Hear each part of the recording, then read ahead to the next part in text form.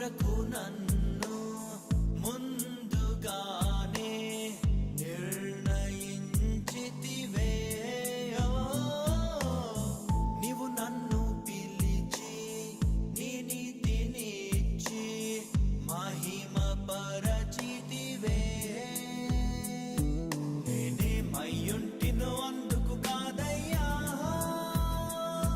నా క్రియలను బట్టి అసలే కాదయ్యా.